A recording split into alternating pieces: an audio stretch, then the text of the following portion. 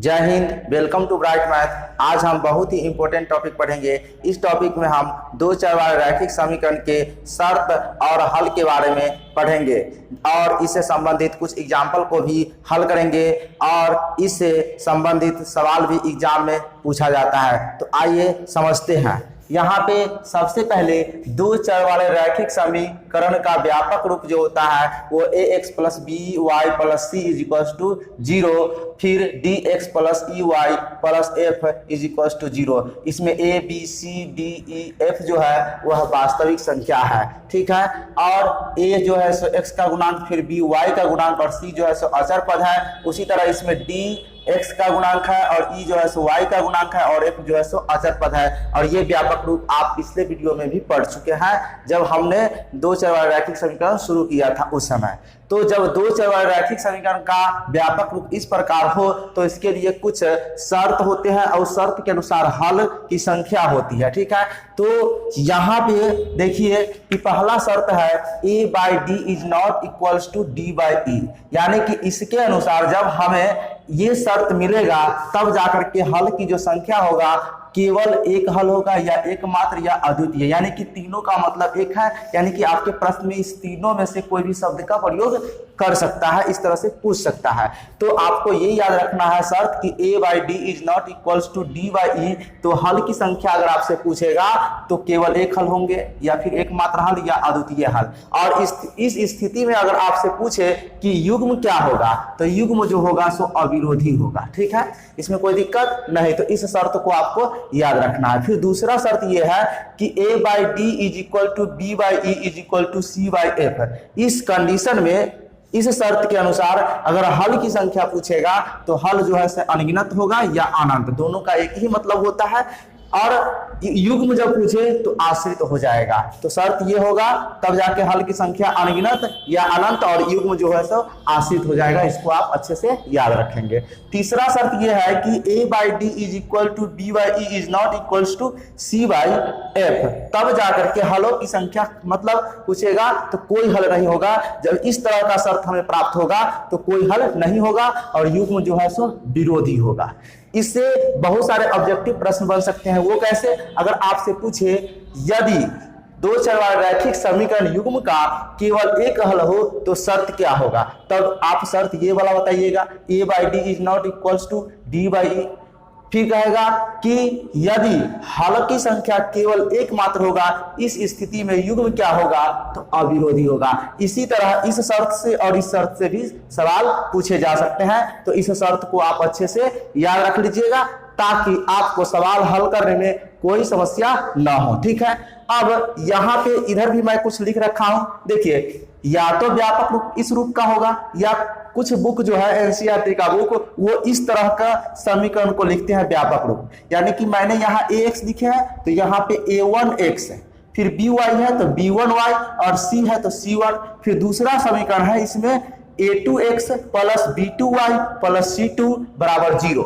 तो लिखने का तरीका कुछ भी हो सकता है। तो इसके अनुसार हमारा शर्त जो तीन शर्त इस तरह से बनेगा। यहाँ a बाई डी है तो यानी कि a बटा D is not equal to d by E, यानी y का गुणांक है b बाई ई। इस तरह से शर्त हुआ है। तो यहां पर भी उसी के अनुसार हमारा शर्त हो जाएगा a1 बटा a2 is not equal to b1 बटा b2। ये वाला पहला शर्त a1 बटा a2 is not equal to b1 बटा b2। तो इस कंडीशन मतलब इसके जैसा है। तो इस स्थिति में अगर हल की संख्या पूछेगा तो केवल एक हल होगा या अद्वितीय हल होगा या एकमात्र हल होगा। इस तीनों में से कोई शब्द का प्रयोग आप कर सकते हैं, तीनों का मतलब एक ही होता है। युग्म पूछेगा इस स्थिति में तो अविरोधी होगा। फिर उसी तरह दूसरा शर्त है a1 बटे a2 is equal to b1 बटे b2 is equal to c1 बटे c2, यानी इस प्रकार का है। तो इस स्थिति में हल पूछेगा तो अनगिनत हल होंगे और युग्म जो होगा सो आश्रित कहलाएगा। तीसरा a1 बटे a2 is equal to b1 बटे b2 is not equal to c1 बटे c2। इस कंडीशन में आपका हल जो होगा कोई हल नहीं होगा और युग्म जो होगा सो विरोधी हो जाएगा। इसमें कोई दिक्कत? तो आपको ऐसे शर्त रहे या ऐसे रहे कोई दिक्कत नहीं होना चाहिए। आप दोनों को ध्यान में रखेंगे और इस शर्त को अच्छे से आप याद कर लेंगे। आइए इस तीनों शर्त के अनुसार हम कुछ एग्जाम्पल देखते हैं। देखिए यहाँ पे पहला एग्जाम्पल हम लिख रखे हैं 2x minus 3y plus 1 is equals to 0। फिर दूसरा समीकरण है 3x plus y plus 2 is equals to 0। ठीक है, अब इसको देखना है कि इस समीकरण का हल कितने होंगे। तो इसके लिए हमें क्या करना होगा, ABC पहले ज्ञात कर लेना होगा। तो a का मान कितना है, a के स्थान पर ये है तो a हो गया हमारा 2, फिर b के स्थान पर कितना है -3 और c के स्थान पे 1 है तो ABC। फिर d बराबर हो जाएगा हमारा 3 और e बराबर होगा 1, y का गुणांक कुछ भी नहीं तो 1 हो गया और e के बाद DEF और f का जो होगा वैल्यू वो 2 हो जाएगा। यानी हमने ABCDEF का मान ज्ञात कर लिया। अब हम क्या करेंगे, a/d का मान ज्ञात करें, a/d। ठीक है, तो a/d हमारा क्या होगा, तो a का वैल्यू 2 और d का वैल्यू 3 यानी कि 2/3 हो जाएगा। फिर b/e का मान ज्ञात करेंगे तो b क्या है, b बराबर -3 और c का वैल्यू है 1, इसमें कोई दिक्कत नहीं। फिर तो b/e का वैल्यू -3/1 हो गया। फिर c/f का मान ज्ञात करेंगे तो c कितना है 1 और f कितना है 2, तो c/f का वैल्यू आ गया 1/2। तो अब आप देखिए कि a/d का वैल्यू b/e के वैल्यू के बराबर है नहीं ना, तो इसलिए आप लिख सकते हैं a/d is not equals to b/e। तो शर्त किस तरह का आया, इस तरह का आ गया। तो जब ऐसा शर्त हमें प्राप्त हुआ तो अब हल कितने होंगे, एक मात्र होंगे और युग्म क्या होगा, अविरोधी होगा। तो हम लोग लिख सकते हैं अतः केवल एक हल होंगे एवं युग्म अविरोधी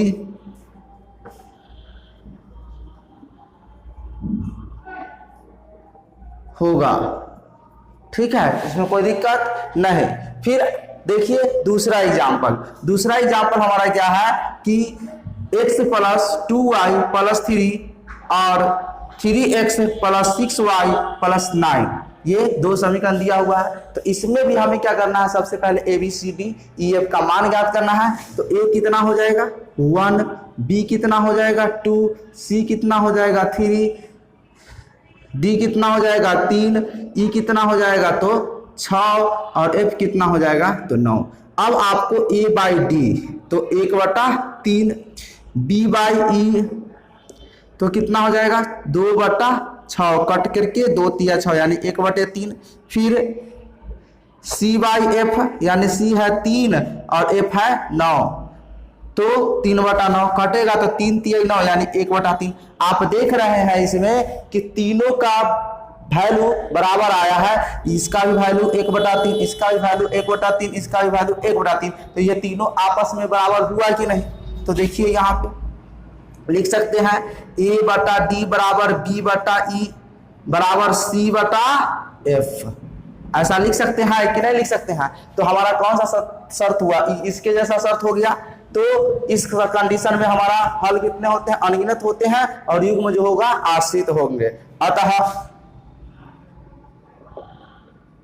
अनंत हल होगा एवं युग्म आश्रित होगा, इसमें कोई दिक्कत नहीं ना।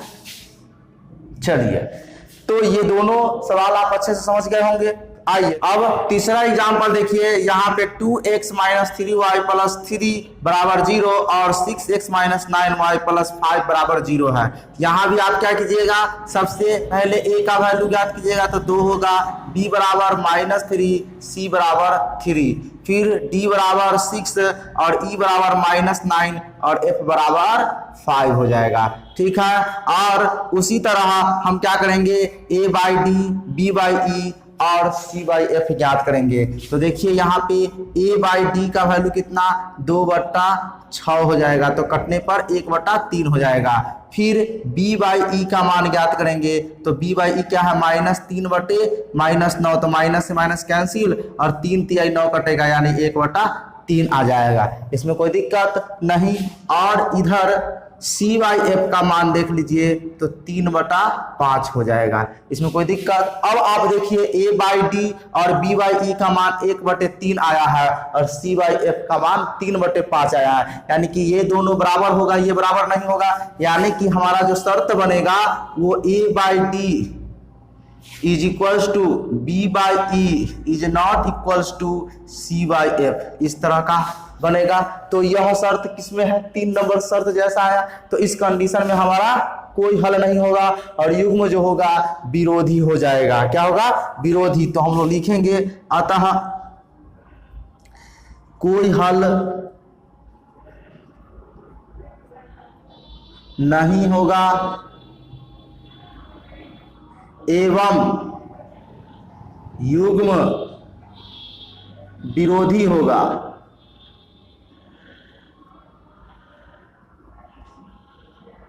ठीक है, तो आपने तीनों एग्जाम्पल भी समझ गए होंगे और एग्जाम्पल समझने के बाद ये शर्त भी आपको स्पष्ट हो गया होगा। तो इस शर्त को आप अच्छे से याद कर लीजिएगा ताकि आपको सवाल हल करने में कोई कठिनाई ना हो। ठीक है, तो आई होप कि ये सारा बात आपको अच्छे से समझ में आ गया होगा। तो इस वीडियो में इतना ही, फिर अगले वीडियो में हम इससे संबंधित सवाल को हल करेंगे। तो आज के लिए इतना ही, फिर मिलते हैं अगले वीडियो में। तब तक के लिए धन्यवाद। जय हिंद, जय भारत।